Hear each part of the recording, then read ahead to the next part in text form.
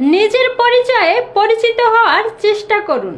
কোনো এক বড় নেতার পাশে দাঁড়িয়ে ছবি ওঠানোর মানে এই নয় যে আপনিও একজন বড় নেতা হয়ে গেলেন।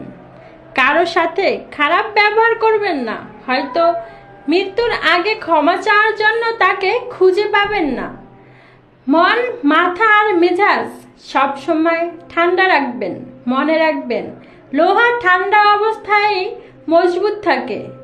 গরম থাকাকালীন তাকে যে কেউ যে কোনো রূপ দিতে পারে। যে কাঁদিয়ে মানিয়ে নেয় সে হলো বাবা, যে কাঁদিয়ে নিজেও কেঁদে ফেলে সে হলো মা। পৃথিবীতে সবার ভালোবাসা ফুরিয়ে গেলেও মা বাবার ভালোবাসা কখনো ফুরায় না। নিজের পরিচিত হতে হলে নিজের কাজ কর্ম দিয়ে বড় হতে হবে। নিজেকে সাফল্যের দিকে নিয়ে যেতে হলে তার সাফল্যের দিকে এগিয়ে যাওয়ার জন্য যা যা করতে হয় তা করতে হবে।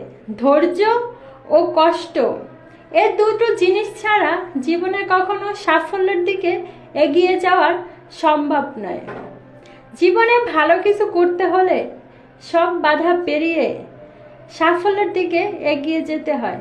জীবনে কোনো কিছু সহজে পাওয়া যায় না, সব কিছুতেই কষ্ট, ধৈর্য